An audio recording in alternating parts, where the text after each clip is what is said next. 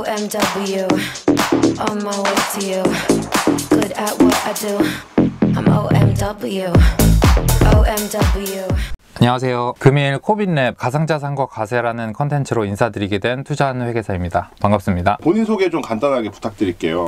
네. 저는 회계법인에 소속돼 있는 회계사고요. 올해 들어서 이제 가상자산과 관련된 과세 이슈들이 좀 많이 나옴에 따라서 제가 좀 그쪽 프로젝트나 아니면 가상자산 거래소들 이렇게 자문을 해주고 있습니다. 그래서 원래 개인적으로는 그 유튜브를 운영하면서 구독자님들이나 투자자분들에게 세금 관련된 정보들을 좀 전달해주고 싶었는데 본업이 아니다 보니까 시간상 코빗 채널에 함께 해가지고 그런 유익한 정보들을 제공해주면 좋지 않을까 해가지고 참여하게 됐습니다. 회계사라는 직업이 어떻게 보면 전통금융권이잖아요. 맞습니다. 근데 이제 가상자산에 좀 관심을 갖게 된 계기가 시청자분들이 좀 궁금할 것 같은데. 사실 저는 작년부터 미국 주식하고 금을 투자했었거든요. 근데 금이라고 하는 거는 사실 전통적으로 이제 인플레이션 해지 자산이잖아요. 근데 금을 투자했는데 미국 정부나 한국 정부 이런 데서 화폐를 많이 찍고 있는데 그런 인플레이션은 정말 다가오고 있고 그런데 그 금 수익률이 그만큼 나오질 않는 거예요. 그래서 제가 한번 살펴보니까 그 관련 자금들이 이제 디지털 금이라는 비트코인으로 흘러 들어가고 있더라고요. 그래서 이제 비트코인을 알게 됐고 비트코인에 투자를 하게 됐습니다. 사실 근데 저는 일반인이잖아요. 네. 근데 회계사님들이 볼 때 테이퍼링에 대한 우려도 되게 심각하게 뭔가 받아들이시고 있는지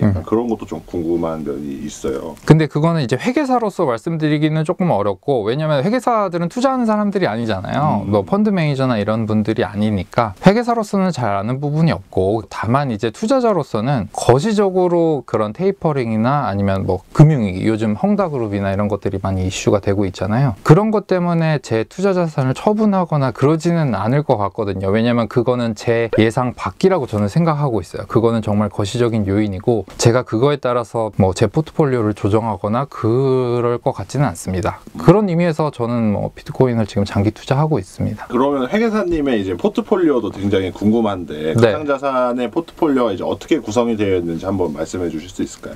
말씀드렸다시피 저는 비트코인에 대한 관심이 좀 높고, 관련해서 유튜브 내용들이나 아니면은 관련 책이나 저희 코빗 채널에도 나오셨는데 오태민 작가님 책도 읽어봤고 되게 굉장히 팬이거든요. 맥시멀리스트까지는 아닌데 비트코인에 대한 조금 믿음이 있습니다. 그래서 포트폴리오의 사실 대부분은 한 70% 이상은 비트코인이고, 그 다음에 이제 이더리움, 그 다음에 정말 소소하게 알트코인, 요 정도로 지금 구성하고 있습니다. 최근에 이제 비트코인 ETF가 나왔잖아요.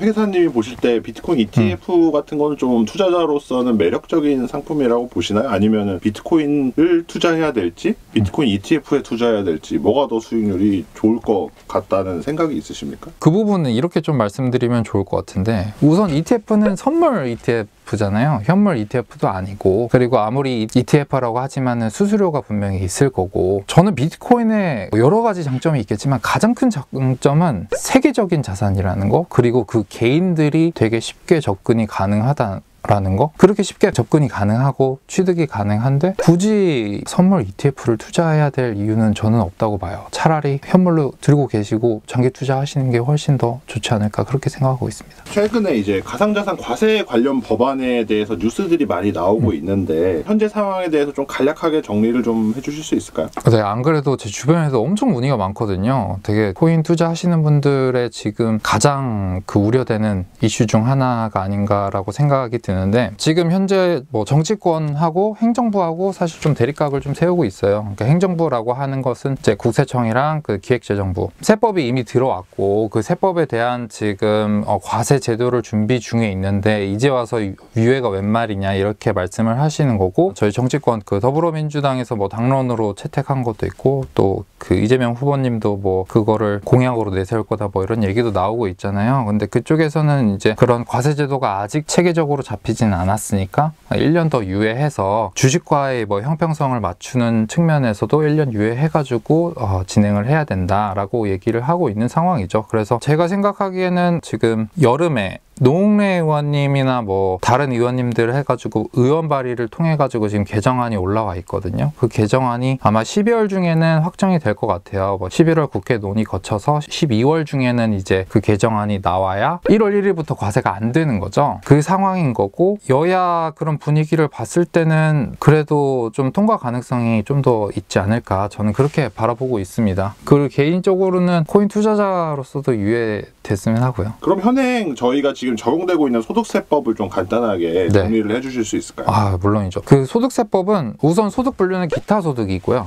분리과세 기타 소득입니다. 그래서 만약에 지금 현행 기준으로 내년부터 양도를 한다고 하면은 내후년 2023년 5월 중에 이제 납세자가 자진 신고해야 됩니다. 뭐 거래소가 뭐 원천 징수를 해주거나 그러지 않기 때문에 자진 신고를 지금 해줘야 되고, 그 자진 신고할 때 소득 금액에서 250만 원 소득 공제를 하고 나머지 부분에 대해서 지방소득세 포함해서 22% 과세가 될 것 같습니다. 그런 방식이라고 생각하면 되나요? 일반인들이 이제 해외 주식 같은 걸 할 때 네. 얼마를 벌면 뭔가 증권 앱에서 바로 이렇게 신고가 되게 돼 있잖아요. 네, 맞아요. 비슷한데요. 지금 제가 알고 있기로는 미국 주식을 이제 양도를 하면 그것도 이제 22%거든요. 22%인데 증권사에서 그거를 대행해서 신고해주기도 하고, 그렇지 않은 경우 좀 늦은 경우에는 자진 신고를 해야 되는데, 아마 저희 그 국내 거래소들도 그런 시스템을 좀 구축하지 않을까, 그런 생각이 듭니다. 그러니까 개인들이 뭐 거래들이 엄청 많다 보니까 그 거래를 일일이 파악해서 신고하기 어려운 데들은 사실 거래소에서 되게 간단하게 시스템적으로 신고할 수 있는 그런 거를 방편을 마련해 주면 좋을 것 같고요. 만약에 그렇지 않다라고 하면 자진 신고를 해야 되는 거죠. 세무사나 아니면 회계사 도움 받아가지고 신고하는 방법도 있을 거고요. 그러면은 만약에 개정안이 통과되면 어떻게 될까요? 개정안이 통과되면 우선 너무 좋죠. 너무 좋죠. 쭉배를 들어야 됩니다.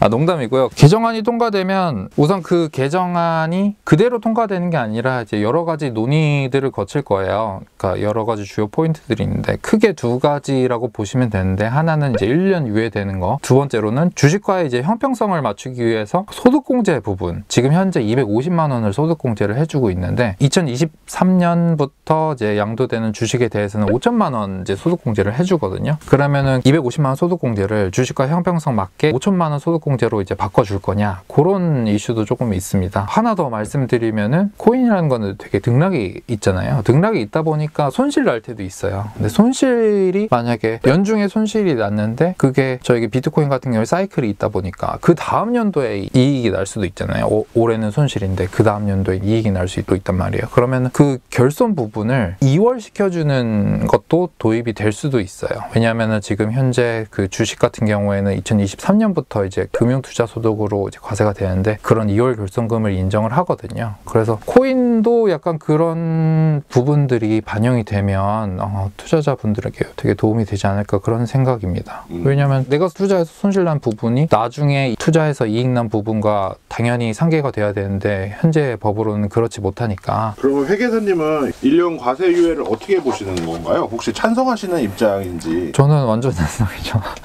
완전 찬성이고, 뭐 여러 가지 측면이 있는데, 사실 이제 기타 소득으로 들어오게 된 여러 가지 이제 이유가 있는데, 사실 아까 말씀드렸다시피 새로운 그 자산군이기도 하고 또 전통적인 금융자산으로 인정하고 싶지 않았던 거예요. 기존의 이제 정부에서는. 그러다 보니까 이제 기타 소득으로 들어왔는데, 기타 소득이라는 거는 뭐 대표적으로 복권 당첨, 경품, 이런 일시적 우발적 소득을 이제 기타 소득이라고 하거든요. 근데 지금 가상자산 코인 거래의 특성상 일시적 우발적 소득은 저는 아니라고 보고, 오히려 투자 소득에 더 가깝고, 그런 의미에서 주식과 같이 이제 금융투자 소득으로 분류되는 게 더 적합하지 않나, 그렇게 생각하고 있고, 그런 의미에서도 이제 1년 유예가 돼야 되는 거고, 그 다음에 과세체계 정립에 대해서도 좀 이슈가 많아요. 요즘 이렇게 좀 말씀드리면 좋을 것 같은데, 가상자산이라는 거는 기본적으로 탈중앙화적 성격의 자산이잖아요. 그러다 보니까 제가 뭐 누구의 허락이나 승인 없이 이체나 뭐 송금이나 아니면 받거나 이런 것들이 되게 자유로운 자산인데, 그렇게 이체될 때 내가 얼마에 이거를 취득을 했는지 그 취득 원가라는 게 이체될 때 딸려가질 않아요. 제가 비트코인 이체하면 비트코인 몇 개만 이체될 뿐이지 그 몇 개를 얼마에 내가 원화 얼마에 취득했냐는 따라가지를 않잖아요. 그 정보가. 근데 과세하기 위해서는 그 취득 원가 정보가 되게 필수적이거든요. 왜냐하면 소득에 대해서 부과해야 되기 때문에. 소득이라는 거는 내가 제가 양도가액에서 취득가액을 차감한 거를 소득이라고 얘기를 하는데, 양도가액은 당연히 내가 팔아서 얼마 들어왔는지는 아니까 양도가액은 당연히 아는 건데, 취득가액은 그렇게 이체가 되다 보면은 따라갈 수가 없어요. 탈중앙화적 성격의 자산이다 보니까. 그래서 지금 제가 알고 있기로는 국내 거래소들끼리는 취득원가 정보에 대한 공유를 하자라는 취지로 지금 시스템 구축 중인 걸로는 알고 있는데, 문제는 이제 해외 거래소들이죠. 혹은 개인 지갑들, 거기서 해외 거래소 입금되거나 개인 지갑에서 거래소로 입금됐을 때 그 거래소에서는 비트코인이 입금이 됐지만 그 비트코인 얼마에 샀는지는 몰라요. 그러면 그거를 양도를 했을 때 거래소 입장에서는 납세자가 납세 의무를 이행하기 위해서 정보를 제공을 해줘야 되는데, 취득원가를 같이 딸려서 제공을 해줘야 되거든요. 근데 그 취득원가를 모르다 보니까 아마 0으로 국세청으로 보고가 될 거예요. 거래소에서는 이 취득원가에 대한 정보가 없기 때문에. 그러면 납세자가 그 다음에 5월에 자기가 자진 신고를 할 때 0으로 되어 있는 취득원가에 대한 거를 실제 취득가액으로 바꿔서 신고를 해야 되는 점이 있거든요. 굉장히 좀 불편하기도 하고, 나중에 가면은 소명이라는 문제가 또 생겨요. 왜냐면 국세청은 0원으로 알고 있는데 얘가 신고한 거는 0원이 아닌 10,000원이야. 그러면은 그 10,000원에 내가 이거를 취득했다라는 거를 아마 소명 요청이 올 거예요. 그게 세무서나 아니면 이렇게 해가지고 소명 요청이 올 건데, 그때 납세자가 이거를 단순히 스크린샷 찍어서 세무서에 제출하면 그거를 인정해 줄 거냐, 이런 거에 대한 가이드라인, 지금 그런 가이드라인조차 마련되어 있지 않은 실정이어서, 그런 의미에서도 그런 그 시스템 구축이나 아니면 납세자가 어떻게 그 취득원가를 소명할 거에 대한 가이드라인, 이런 것들이 조금 마련돼야 되고, 그 마련되기 위해서는 유예가 돼야 되죠. 다시 한번 좀 요약을 드리면, 제가 너무 장황하게 설명드려가지고, 두 개는, 하나는 기타 소득보다는 금융투자 소득으로 분류되는 게 맞다라고 저는 생각하고 있고, 두 번째로는 그 취득원가에 대한 공유, 혹은 나중에 납세자가 취득원가를 소명할 때의 가이드라인, 이런 것들이 어느 정도 마련이 돼야 된다. 이 두 가지가 되기 위해서는 1년이라는 유예가 좀 필요하지 않을까, 그렇게 보고 있습니다. 그러면 앞으로 투자자들은 가상자산 지갑이나 거래소나 가상자산들을 보유하고 있는 분들이 많은데, 세금 문제를 어떻게 접근하면 좋을까요? 그거는 사실 이제 개인의 상황에 따라 좀 다를 것 같아요. 근데 제가 크게 두 가지로 좀 나눠서 말씀을 드리면, 한 가지는 이제 국내 거래소, 특정 한 거래소만 이용하시는 분들은 사실 크게 걱정할 필요는 없어요. 그분들 같은 경우에는 어차피 저희가 취득원가 의제 규정이라는 게 들어오거든요. 간주 취득원가 규정이 들어오는데, 그게 뭐냐면은 2022년 1월 1일 0시 기준으로 그때의 시세가액과 실제 재취득가액과 큰 거를 이제 취득원가로 해주는 이제 규정이에요. 그렇게 되면은 효과가 뭐냐면, 제가 2021년 12월 31일까지 시가 상승분에 대해서는 과세가 안 되는 효과가 있거든요. 결국 그 간주 취득원가의 취지 자체는 뭐냐면, 이제 세금을 부과하지 않던 자산에 갑자기 세금을 부과함으로써 그 투자자들이 덤핑이 나올 수 있잖아요. 왜냐면 갑자기 세금이 매겨지니까. 그런 거를 좀 방지하기 위해 이제 간주 취득원가 규정이 지금 들어와 있고, 그렇게 됐을 때는 그 2021년 상승분에 대해서는 과세가 안 되는 거기 때문에 계속 들고 계셔도 되죠. 근데 이제 그 세금 문제에 좀 민감하신 분들이나 좀 예민하신 분들 같은 경우에는 매도세가 좀 나올 수는 있는데, 해봤자 김치 프리미엄 정도, 혹은 역 프리미엄 조금 정도 영향이 있지 않을까, 저는 그렇게 보고 있고. 그리고 이제 중요한 거는 이제 해외 거래소를 이용하시는 분들인데, 해외 거래소 이용하시는 분들 같은 경우에는 아까 말씀드렸다시피 취득원가 소명에 대한 부분이 되게 중요할 것 같아요. 왜냐하면 내년에 해외 거래소에 있던 비트코인을 국내 거래소에 옮겼어요. 그러면 국내 거래소에서는 이거에 대한 취득원가도 모르지만 이 비트코인이 2022년 1월 1일 이전에 취득한 것도 모르거든요. 그러면은 그거에 대한 소명도, 그러니까 취득원가에 대한 소명뿐만 아니라 취득 시기에 대한 소명도 해야 돼요. 그러다 보니까 이게 나중에 세무서나 아니면 국세청에서 어떻게 받아들일지 모르기 때문에, 사실은 보수적으로는 만약에 유예가 안 된다고 한다면 올해 중으로는 코인을 좀 귀국시켜야 되는 거 아닌가, 그런 좀 이슈가 있죠. 그러면 기타 투자자들이 좀 절세할 수 있는 방안 같은 게 있을까요? 절세할 수 있는 방안이 있기는 있는데, 이제 소득공제 250만 원을 이용한 여러 가지 방법들이 있는데, 사실 제가 보기에는 그 부분들은 그렇게 중요하지는 않아요. 금액적으로도 그렇고. 그것보다는 제가 생각하기에는 제가 기존에 2022년 1월 1일 이전에 취득한 가상자산에 대해서 나중에 불합리하게 과세되지 않았으면 하는 게 제 바람이거든요. 투자자분들께. 그렇게 불합리하게 과세되지 않는 게 제가 보기에는 가장 큰 절세 방법이 아닌가 그렇게 생각을 하고 있습니다. 그래서 아까 말씀드렸다시피 국내 거래소만 이용하시는 분들은 뭐 크게 문제될 건 없지만 해외 거래소 이용하거나 개인 지갑 이용하시는 분들 같은 경우에는 코인을